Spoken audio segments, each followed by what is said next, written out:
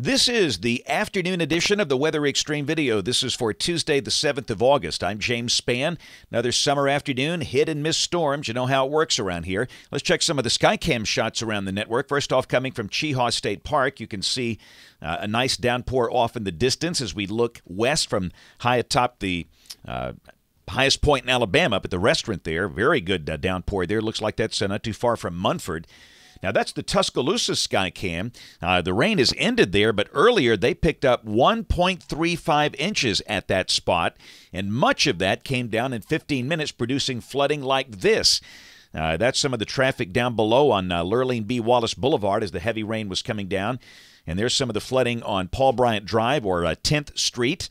But the flooding has subsided now, and that storm has moved on to the south. But pretty remarkable scene there for a brief time. And that's the way it works. Keep in mind, parts of Tuscaloosa had no rain at all today.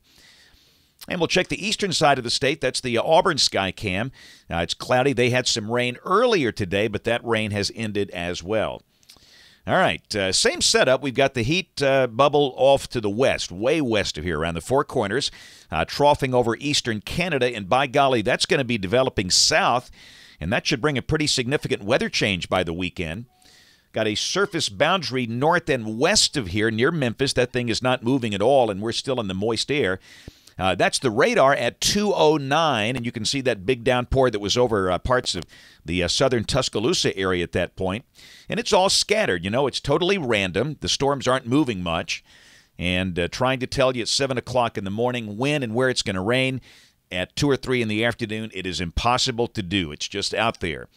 And these will linger into the evening hours. But the good thing, temperatures are just not that bad. Again, we're having a hard time finding anybody at 90. 2 spots are 3, Gadsden, Tuscaloosa, Montgomery at 90 in this part of the state. Elsewhere, mostly 80s on the board. Birmingham 88, Anniston 87. We do have 94. That's the hot spot up in Muscle Shoals. But the really hot weather, again, well to the west of here. Temperatures are at triple digits around the Red River and Lake Texoma on the Texas-Oklahoma border. In terms of severe weather, no formal organized severe weather expected today or tonight, just standard storms.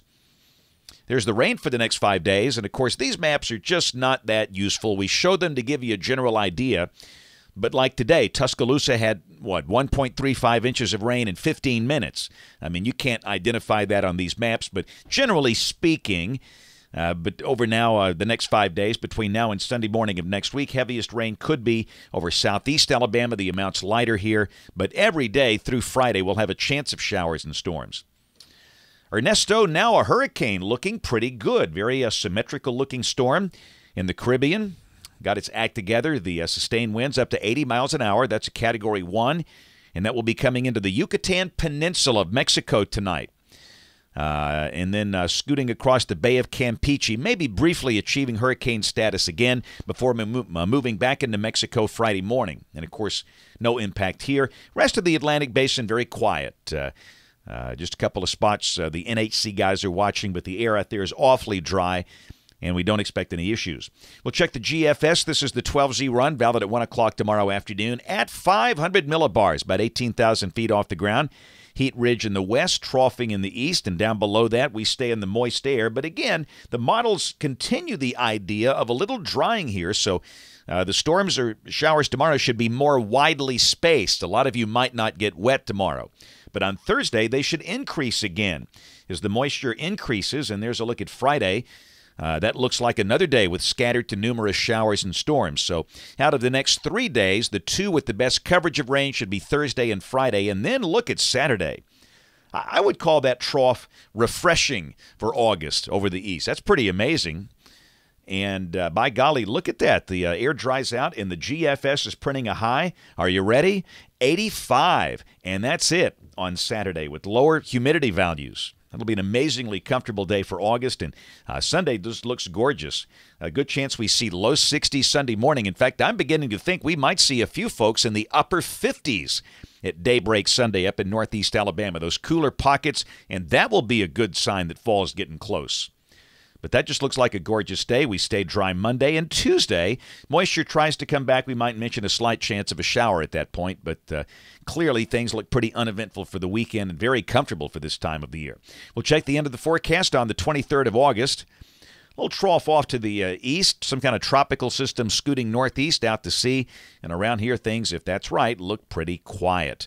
That's it for the Weather Xtreme video today. We'll have notes on the blog. Next video here by 7 o'clock tomorrow morning. And don't forget to watch us on ABC 3340 News on the live stream or the television side at 4, 5, 6, and 10. Thanks for watching. Have a great evening, and God bless.